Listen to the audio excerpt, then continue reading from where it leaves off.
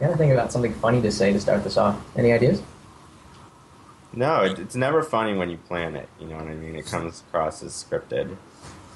What if I start with some beatboxing? That would be funny for a lot of people. So that could definitely work. Maybe we can win some more listeners from the other side, not the Windows and the Android and the iOS side, but the music part. That's a good point. Well, let's just jump right in. Hey everyone, welcome to episode 15. Is that right? We're on 15 now.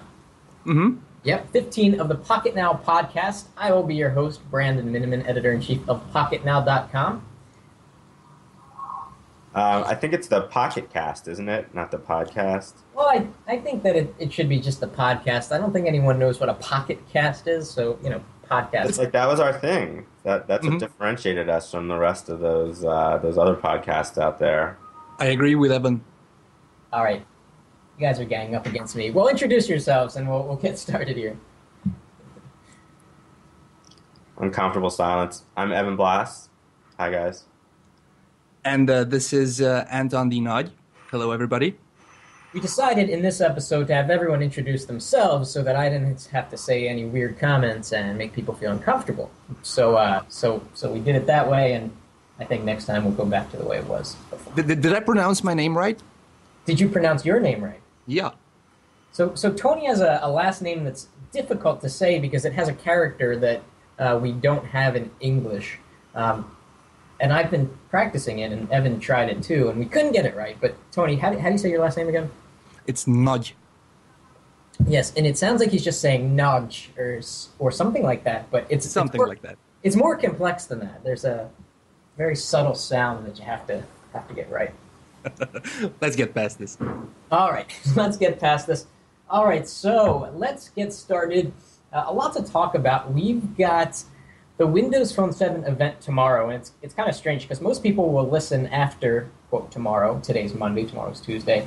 So you'll be able to tell whether our predictions were on or if they were totally off, probably by the time you listen to this. We'll be in New York. Adam Lane and I will be there recording videos, taking pictures of whatever Microsoft has to offer. The word on the street is that they're going to be talking, obviously, about Windows Phone 7.5, Mango. We know about the things that are big, about IE9, fast app switching, and then there are a ton of other things. In fact, Steve Ballmer came out and said over 500 things that are new with Windows Phone 7.5, or they'll probably call it 7.5 instead of Mango. Some other news that sort of didn't shock us but surprised us a little bit was that there was going to be new hardware talked about. Yeah, what's that all about? I haven't even had a chance to look at that story. Yeah, so Bombers, or the rumor, actually the WM Power User, was that there were going to be 9 new devices talked about, or even shown, which would be more interesting. And my hunch is that these devices will obviously be running Mango, but they'll also represent the next chassis of Windows Phone 7 going towards the higher end with dual-core processors, more RAM allowed, maybe a more robust dedicated GPU, maybe even higher screen resolutions. I mean, how awesome would it be for Microsoft to one-up Apple beyond the 960 by 640 display and do something that's even more incredible than that? And Windows Phone 7 would look awesome with a higher resolution screen. It's a very graphic-intense UI. What do you guys think is going to happen tomorrow?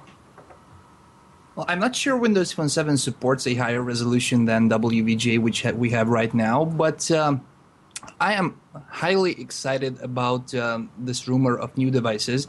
And from what I've heard is that Samsung is trying to somehow make a Windows Phone 7.5 variant of the Samsung Galaxy S2.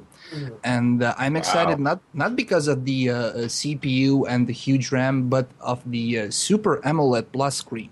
Could you guys imagine that on Windows Phone 7 when you have all those blacks behind the tiles? It would look fantastic. That's a good point. I mean, Windows Phone 7 makes especially good use of AMOLED displays, which are best suited when there is a lot of black on the screen. So having the Super AMOLED Plus from the Galaxy S2 would make just the tiles like pop off the page. I think you need...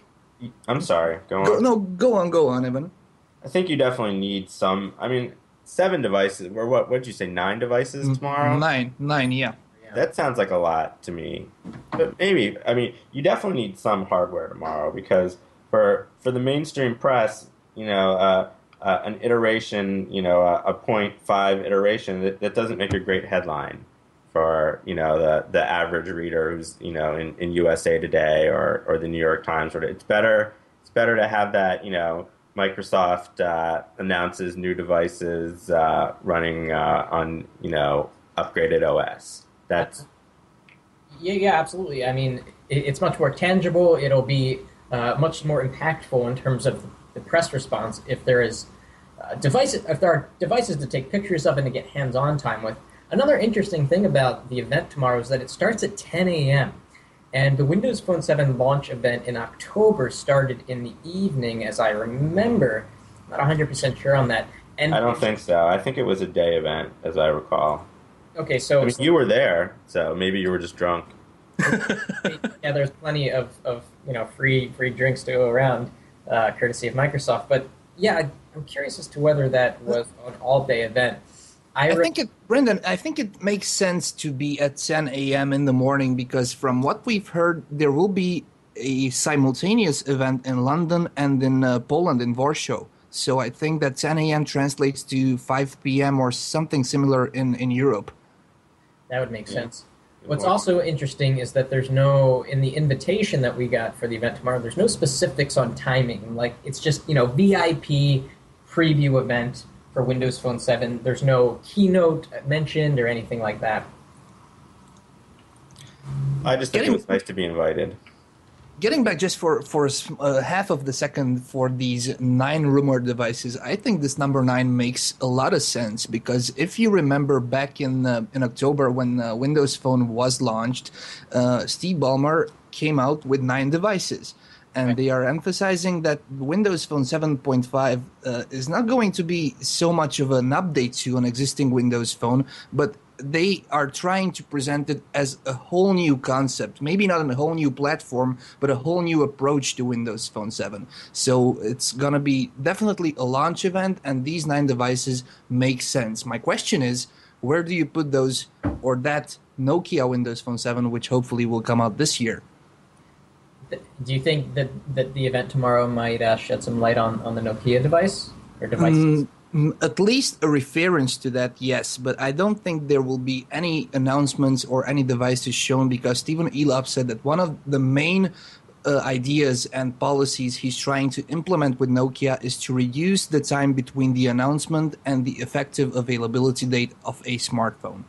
Really? Good luck with that. I think they'll manage to do that. Oh, I mean, they'll do it, but that's how stuff gets leaked. I think the smartest companies are ones who announce the hardware far in advance. So far in advance that really there aren't enough prototypes out there or any renders out there to really get leaked out. Doesn't that kill the momentum over time? I don't know. Ask Steve Jobs and the iPhone. I mean, the first. First iPhone was introduced months and months ahead of time. It seemed like an eternity between the announcement, and you know what? They just filled up. All the papers and the magazines and obviously online was just filled with iPhone speculation. All the minutia. Every little thing was analyzed. This is an interesting topic. The time between announcing a device or a technology even and when it's released.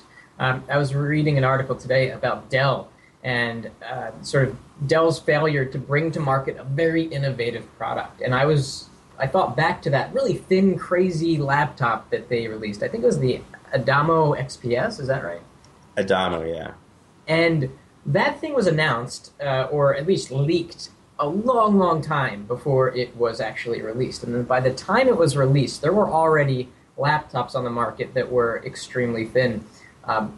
What happens is that this lag time has to be short enough to where a competitor can't get in there and beat you to market. I mean, in the case of the iPhone, every iPhone release is so far ahead of where the current market is that Apple's confident that a company's not going to release a phone with a 960 by 640 display before the iPhone 4. gets released, for example. And I feel like Apple's also shortened that time itself. We've never had to wait, months and months like with the first iPhone. It's only been, a couple months at most. Yeah, I mean, I think that's on purpose because of this reason that people are starting to anticipate where Apple's going to go next.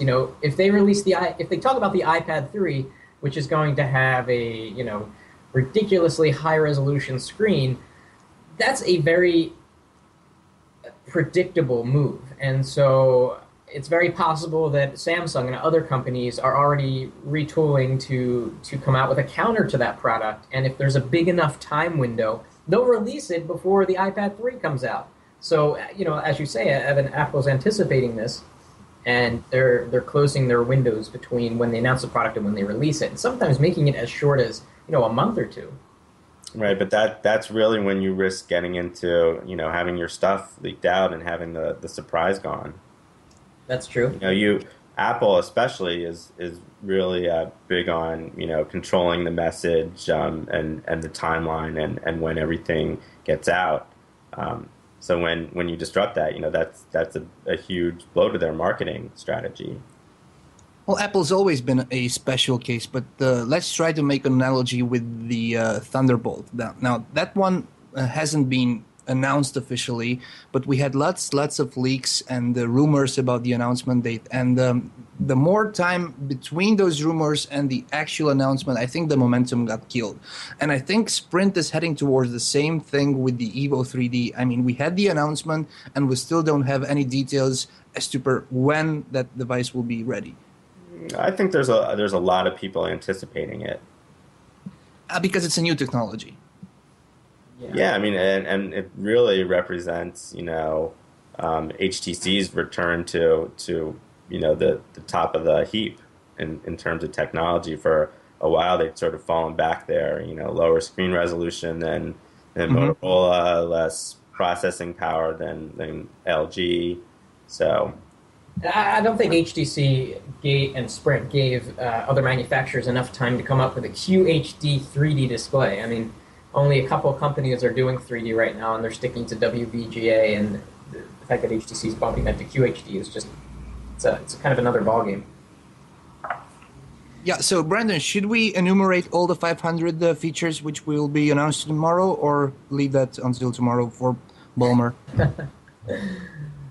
Well, I hope tomorrow they don't enumerate all 500 features. That might get a little boring. Hopefully they stick to the major ones and let the other, 475 be a surprise. Or one of those, I think one of the interesting things about these updates is that you get this in new versions of Android and other you get this in new versions of HTC Sense. It's kind of a nice little discovery to find something new and something you might not have heard about. I mean, HTC does this all the time. They have got so many little features in their new phones in the version of Sense. Something as simple as turning your phone over to silence the ringer. They didn't really advertise that, and yet you can discover it through the settings, and you're like, oh, wow, this is a little bonus.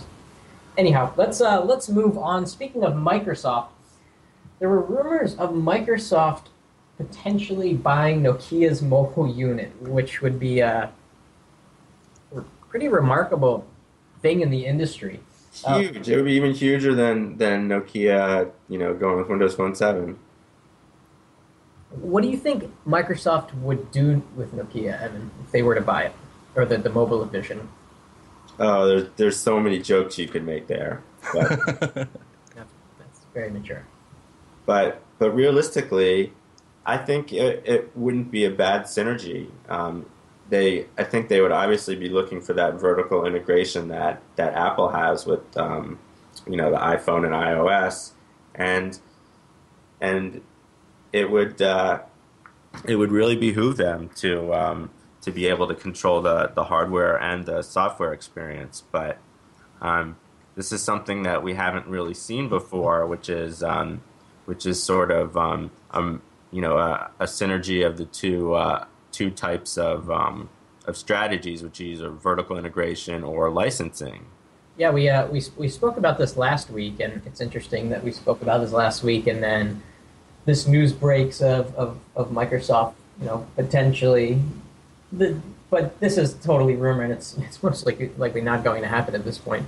I don't know. I thought Elder Murtazen, he said they're in talks. I mean, if he says it, he's got tentacles pretty deep into these companies, especially Nokia. Are you saying that he's some kind of fish?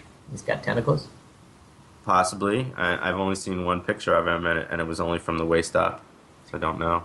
Is a squid a fish, by the way? I don't think so. What would that be called? Any marine biologists among us? Tony, you know? What? No. Anyway, well, Tony, what do you think the implications of Microsoft buying up Nokia's mobile division would be? Well, I have two observations here. The first one is the following. If Microsoft would purchase Nokia's mobile division, that would mean Microsoft will be a hardware manufacturer. They would produce Windows phones just like they produce Zooms. Having a unit to produce your phones would indirectly give you a competitive edge compared to the other OEMs. It's normal that you would try to push and focus more on your own division than other OEMs. So I don't know how would the other Samsung, LG, Dell, Acer respond to this. This is number one. And number two, I've read a very interesting comment on our post, and the commenter, I'm sorry, I don't recall your name, but I will look it up. He said, why would you purchase or why would you buy the cow when you can milk it for free? And you can think about this. I mean, Microsoft has OEMs. Nokia will be, from this point of view, just another OEM, and they still have control via their hardware requirements. Would it make sense in this whole image for Microsoft to buy Nokia's mobile unit? They have complete control over what hardware is manufactured and what hardware is running Windows Phone. Right, but they don't have necessarily control over what goes on inside Nokia internally in terms of release schedules and absolutely and pushing out updates. Whenever you have another organization get involved, it's going to be more red tape and more bureaucracy. So theoretically, if you can get everything, all under one roof, like Brandon always wants me to come into the office because you get more done in person, and I think Apple has shown that with their they've just done a really good job, and this has been true going back to the original Macintosh and the the Apple computers where having everything together, making the hardware and the software, you're able to do things that you can't do with the licensing arrangement. I agree, but Microsoft acquiring Nokia's mobile unit and transforming it to its own mobile unit, I think would alienate. Am I spelling that right? Alienate? Yeah, the other OEMs, which it's not the worst part. The worst part is that I don't think Microsoft would even care with Nokia on board. I mean, it's the number one phone manufacturer to date. Well, okay, let's pull in some stats here then. We were going to discuss this later, but maybe we could bring this in now. How it doesn't seem like Windows Phone is doing all that great. What was the number? 1.6 million of all the different models. Yeah, Q1. And now is that sold to consumers or sold to retailers? I think it was consumers reported by Gartner. Yeah. Okay.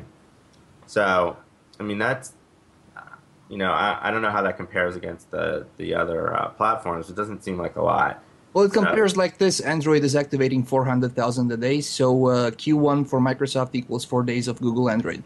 Okay. So, I mean, it would almost seem like Microsoft could retool and let these whoever wants to leave. It's like Samsung, you only want to make Android phones. We don't really need you making Windows Phone 7s. We make our own, and they're a lot better. Interesting. Very interesting. Well, let us move on, and we'll see what happens with Microsoft and Nokia. Nokia. It's funny to put the I-A together. Nokia. Anyway, so news that AT&T is going to enable side loading for 3 of their Android phones, the Inspire 4G, the Aria, and the Captivate. It's really frustrating to have an AT&T phone at times because if you download an app from wherever, XD developers or other forums out there, and the app's not available in the marketplace, you can't do it because your phone can't sideload apps. Well, you can jailbreak and do it, right? Of course, you can jailbreak. You can. I mean, that's the only way really to sideload apps onto an AT&T phone. But most people don't want to jailbreak or root, as the term is for Android.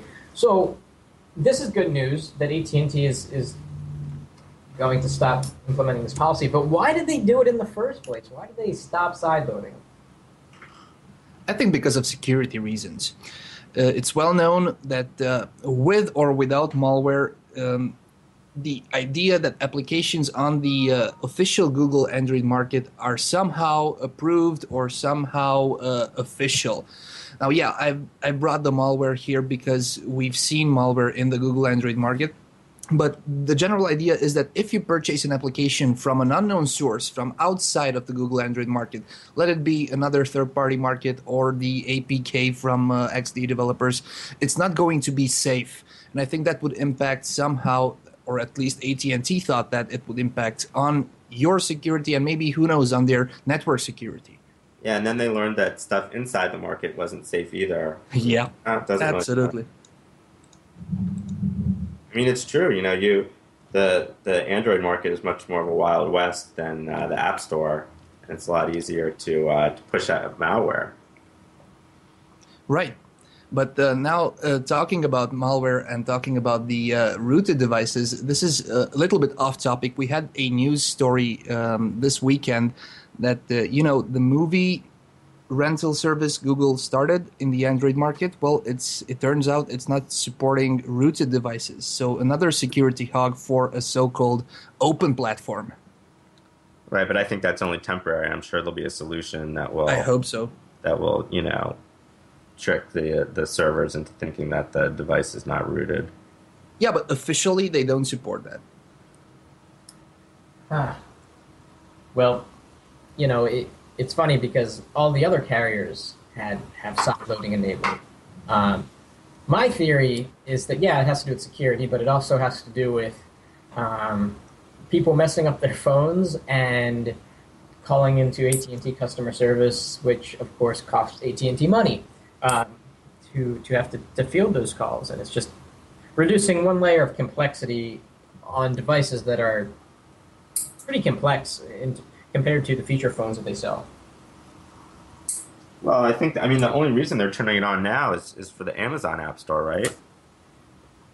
Yeah, that seems to be one of the reasons, but of course that'll allow people to install a host of other apps to their Android phone. Right, but it seems like, maybe AT&T hasn't changed heart as much as, this was something that they got pushed into. Well, fortunately, they can't prevent certain apps from being sideloaded. So it's just, it's either all or nothing. Yeah, but even if you take Google Android unrooted, it will not allow you stock to install unknown application. You have to go deep inside settings, application, and then check that, I think it's called unknown sources, for you to be able to install downloaded APKs from outside the marketplace. So it's a protection which you can disable, of course, but I think AT&T went to the next level with this. Yes, indeed. Very good. Let us move on. Next thing we are talking about is the HTC Holiday and the Lead, or is it the LED? I think it's Lead. HTC Lead and HTC Holiday. We talked about this, kind of gave a hint of it, tipped as AT&T's 4G LTE launch devices, which would be very significant. Both are quite impressive devices. The Holiday is the one that we're sort of drooling over with the 4.5-inch QHD display with dual-core processors, a gig of RAM, and simultaneously, in terms of AT&T LTE, AT&T demonstrated real-world 28 megabits per second down through their LTE network. So to answer the question, what can AT&T do to make their network better than Verizon's, even though they're launching it a year or more after, is make it faster. And of course, Verizon's network is capable of much, much faster speeds than you see today. it's very possible they could, turn up the knob by the time AT&T. Is that all it takes? They have a knob and they just keep it turned down to sort of to toy with us? Yeah, they've got this red zone, and the marketing director says, "Turn it up to red. AT&T's going faster." And then the engineer says, "We're giving her all she's got. She's gonna blow." And then the marketing guy says, "I don't care." And the hamsters are running on that circle, on that whatever they're running on. They inject the hamsters with some steroids to increase their performance on the treadmill, which turns the LTE power generators. But yeah, so this holiday season could be the time when we see these high-end HTC phones running on AT&T LTE. Maybe even sooner, because I don't know. I don't remember where I read some rumors that AT&T might turn the LTE switch somewhere in June. Yeah, I thought they were the first devices were supposed to come this summer. Mm-hmm. Even better. Even better. And getting just for a second back to those speeds, as we mentioned in our post, those speeds are, let's say, lab tested. When millions and millions of people will try to download and upload on the LTE network, will that 28 megabits per second still be 28 megabits per second, or would it drop to 3G or 4G? It'll actually get faster. That's what AT&T's special sauce is. The more people that are on it, it somehow increases the capacity. Is that a joke? Do they know that? Yeah, it's obviously a joke. Isn't it? Oh, come on now. I'm gullible. The thing that I think LTE has better, resistance to, it obviously has higher capacity by design, but everyone's saying that Verizon's 4G network right now is blazing fast. 20 megabits per second down on a laptop card, like 12 to 15 on a phone. And people are saying that will soon degrade as people get on the network. Well, I've got a Thunderbolt right here, and granted, not many people in the surrounding area are probably on LTE, but probably more than when the Thunderbolt came out a few months ago, and the speeds are still rocket fast. So hopefully these theoretical maximums turn out to be very close to real-world expectations. Unlike 3G, where performance degrades tremendously when you get a lot of people on the network, especially when you're on AT&T in New York City, Las Vegas, or San Francisco. Mm-hmm. Boom, boom. How much is with Verizon? How much does 4G cost? Do you know how much it costs extra per month over and above what a 3G contract would? I think they've got an extra. I think it's only $10 or so, kind of like Sprint does with their premium data fee or whatever. Right, but everyone has to pay the premium data fee now, even if you don't have a WiMAX device. Really? Yeah. I think so. So it's the smartphone fee. Yeah, smartphone fee. It should be the same on Verizon. I love how Tony knows what's going on in America better than us Americans do. I know, right? That is kind of funny. All right, very good. Let us move on. What is next on the agenda? HTC Bresson. That sounds very French, or maybe I'm just making it sound French. No, you're right. He was a French photographer. Oh. Don't you read all my posts, Brandon? I read 99.99% of them. Yeah, but this is good sort of validation. We were talking about this HTC Bresson a while ago. Evan, you've been following this most closely. Do you want to talk about this? Yeah, I mean it's we were tipped to a video, a commercial for this phone, which probably is not going to look like the one that's in the ad that was posted, but it's pretty clear that they're coming out with 16 megapixels, and it's coming to T-Mobile. We learned thanks to the This Is My Next site. Yeah. So I think the big question on everyone's mind is how are the optics going to be? Because you can have as big a sensor as possible, but if you have a little pinhole plastic lens, then it's not going to look great. So what are they? And I have a feeling that they are going to do something good here. That's going to be the main selling point of this phone, and it sounds like it's going to be a sort of a flagship device on T-Mobile and for Windows Phone 7 as well. I think that if this is a phone that has the fantastic imaging capability in addition to dual-core processor, big, bright screen, I think it would be great, but I'd be kind of disappointed if the only sort of selling point of this was the crazily high-resolution camera, and then they left all the other specs to be like last generation. That's true. I think at this point we just don't know. Yeah, so that is very exciting. And also, correct me if I'm wrong, but Windows Phone 7 shouldn't be able to support sensors that high. So this could be part of the next round of requirements for Chassis 3. Yeah, I don't think there's any doubt that it would be a Mango device. Make me hungry. Maybe we'll see it tomorrow. That would be awesome if we saw it tomorrow. I'm not an HTC hater, but okay, I am. You're just a hater. I am, but only from the imaging point of view, because I'm really not excited about this device. I've been using HTC smartphones since the HTC P3600, the Trinity, and believe me, all of them made lousy pictures. If somehow they manage to match the sensor with the optics to deliver good imaging quality, then I will be definitely in. But from my subjective point of view, I'd say number one in imaging quality is the Nokia N8 with those Carl Zeiss optics. And believe me or not, the Apple iPhone 4 takes fantastic pictures with only 5 megapixels of its camera. So regardless, as you said, Evan, 16 megapixel doesn't mean anything if you don't have the optics. I'd go with 5 megapixels and fantastic optics to have a 2000 or something pixel wide image, but that would be sharp, crisp, with all the corners of the image in focus, because with the HTC devices now on the market, you have the center in focus and all the edges are blurred, colors are washed out, so I'm not excited. Or pink. Or HTC pink, likes yeah. to add a little pink tinge to the photo. And lately, the Galaxy S2 too.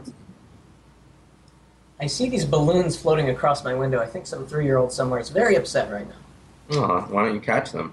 They are like 1,000 feet in the air, so... Pop them.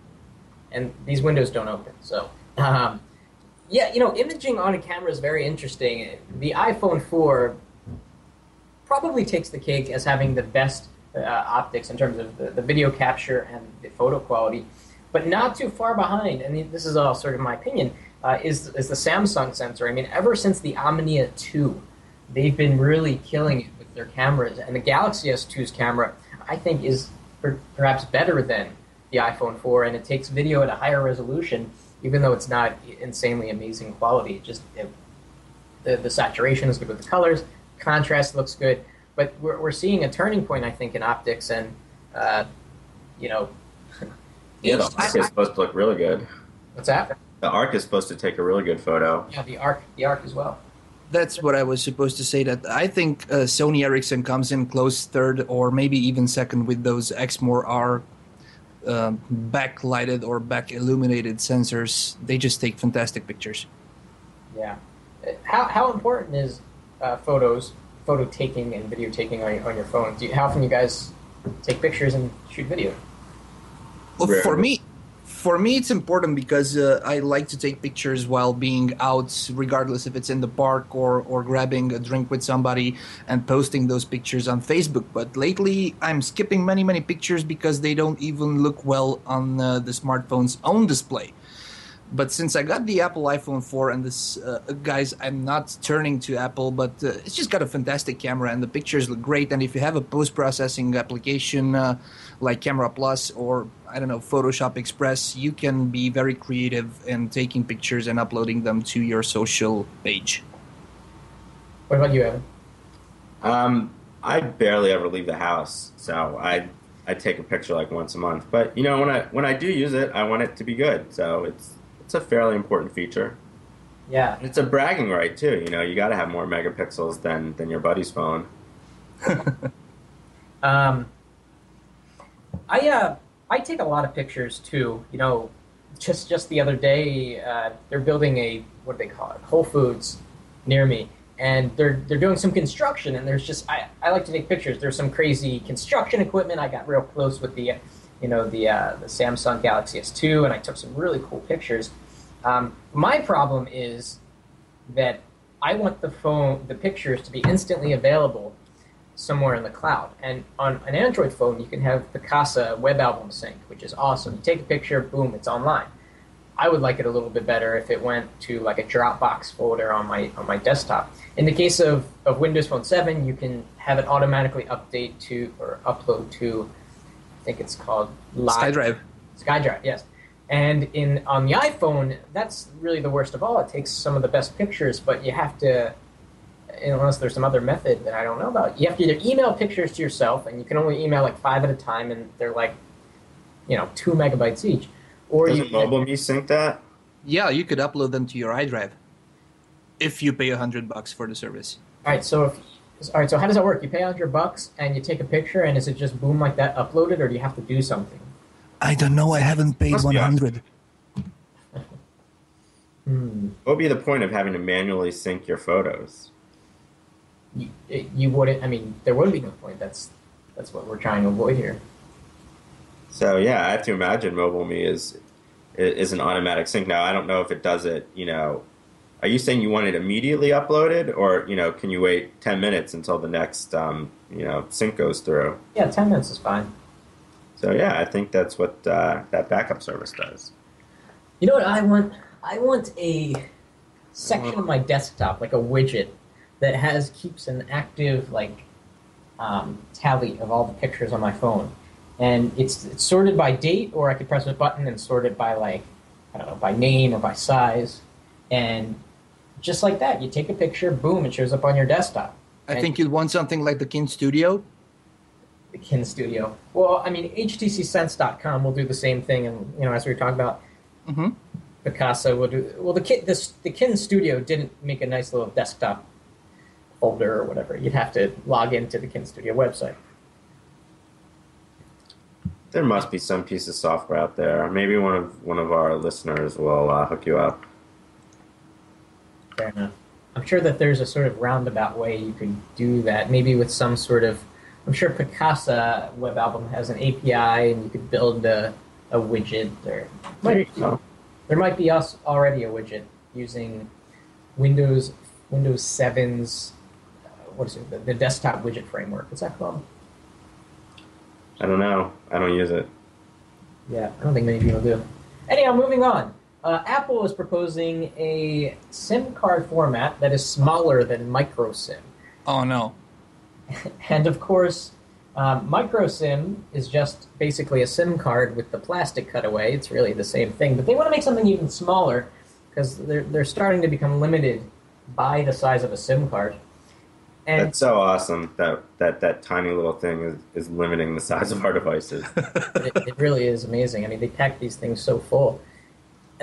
What's interesting is that SIM cards have been around since GSM networks have been around. I mean, that's how the phone knows what account it should use. And LTE networks, next generation networks, also use SIM cards. And you'd think that we'd come up with something else rather than this sort of archaic little card you've got to plug into a phone to get it activated. I mean, it makes sense for a lot of people. You can move seamlessly among a lot of phones, and especially if you travel a lot. It's great because your phone can then be used on different networks. SIM cards are great. I mean, anything you replace it with is just going to be something else that goes into the phone. I mean, how else would you do it? Well, that's the question. How else would you do it? You could implement a chip right on the main board, and you could be able to flash that with your number, or maybe I'm saying something stupid, which is technically not possible at the moment, but the way I see it, chips are very small. You can have one soldered right on the main board. When you buy the phone, you're being attributed a number, you flash that number, or your carrier flashes that number to your chip, and there you have it, your SIM card. Yeah, I don't think people want to have to be reliant on carriers to do that for them, though. I think, for instance, if I want to switch out phones here at home, I don't want to have to rely on the carrier to port the activation over, for me to change phones. I just want to be able to do a quick swap. The user could do it maybe through a unique, maybe 16-digit code you dial into the dialer, you press dial, and it reprograms your onboard SIM card. And then you're probably thinking, well, then that creates a lot of opportunity for people that want to sort of steal the numbers. But maybe there could be no way for you to access the number through settings or anything like that. And kind of like a credit card number, you'd keep it to yourself, and it would be your own number that would authenticate your phone number on a given GSM or whatever LTE phone. Mm-hmm. I don't think those micro SIM cards are putting so much thickness into devices. Everybody who's got an iPad or an iPhone 4 knows how small these micro SIMs are.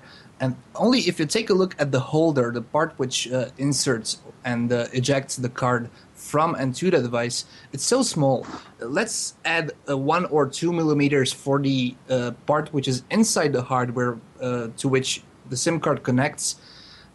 If you have a smaller SIM card, then it will not be thinner. And the whole idea is to make smartphones thinner.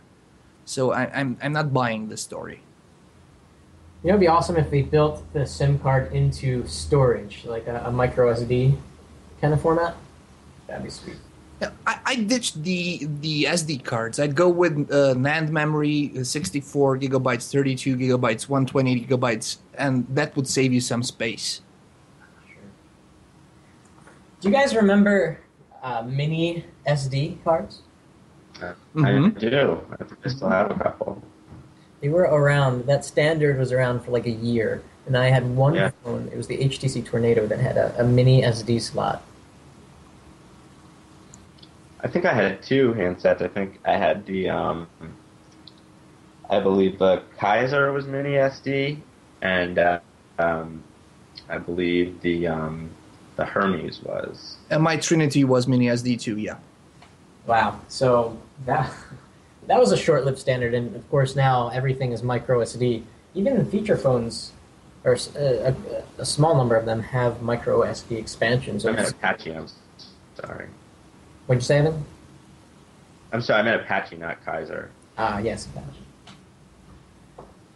Cool. And the final thing that we wanted to talk about today, and we already hinted at it, was that Google Movies, the movie download service that Google has rolled out, is not going to work, or not working currently, on rooted Android devices. Which begs the question, do you guys, or would you guys, watch movies on your Android phone? I have. I've been at places where my phone was my only screen, and I watched several full-length movies. But in general, I think people want it more as like and we were talking about this the other day, Brandon, as a continuous thing where you're watching the movie on Google TV, and then you can watch it on your phone while you're on the subway, and then start watching it on your computer when you're at work.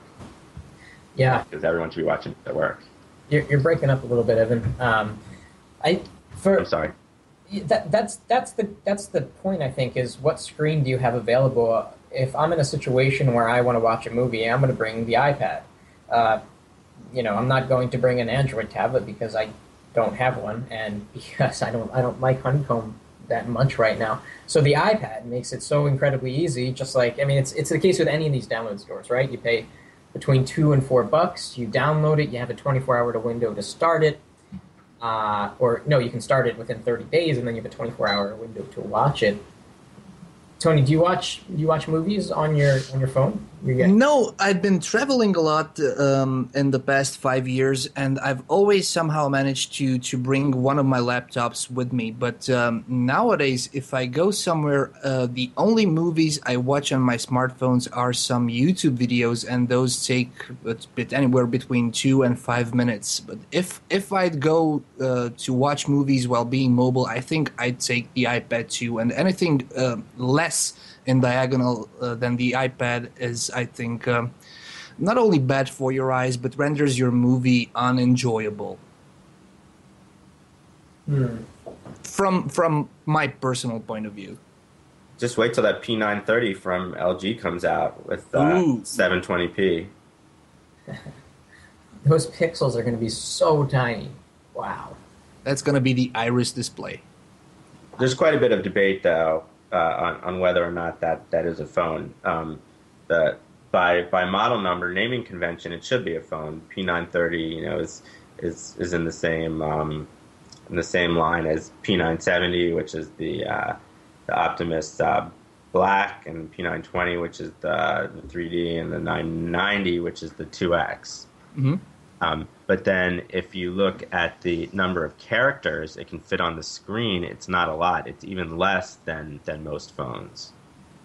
So there's something a little bit screwy going on that we're not quite sure yet. Okay, spoiler alert, this is going to be the Google Nexus 3, and it's going to run Google Ice Cream Sandwich, and it's going to be out somewhere in autumn.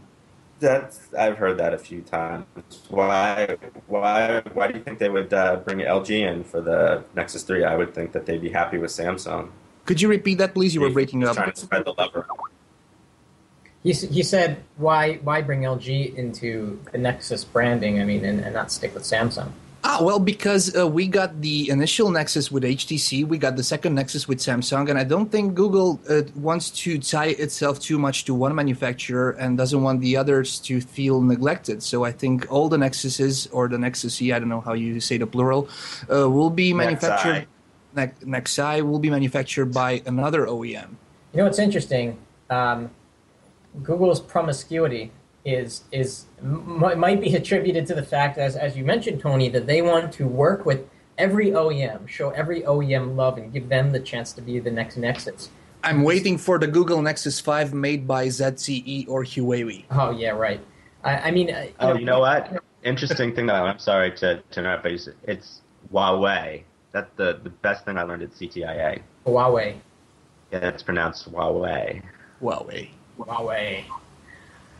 Yeah, but that makes total sense. A lot of people were going crazy when Google announced they would have a Nexus brand.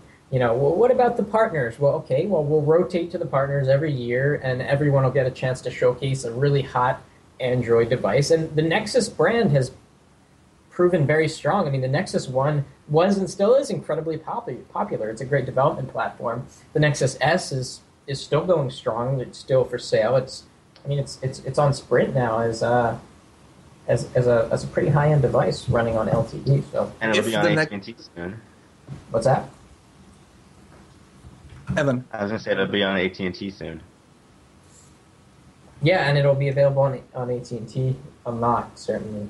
And I was going to say that if the Nexus 3 will be made by LG, the Nexus 4 will be made by Motorola. Yeah, I agree. That would be. I don't know if all these companies necessarily want to. It seemed to me at least that the Nexus One was sort of a boutique device. I mean, it may have been cool, among people who follow phones, but I don't know how many of them they sold to, the average consumer. I don't think that as a mainstream device it was all that popular. But don't forget it was a first. But I'm not sure that companies, except a company like Samsung, which kind of, they come out with so many phones. And I guess LG is another one of those companies that comes out with just a ton of phones, but not as much as Samsung.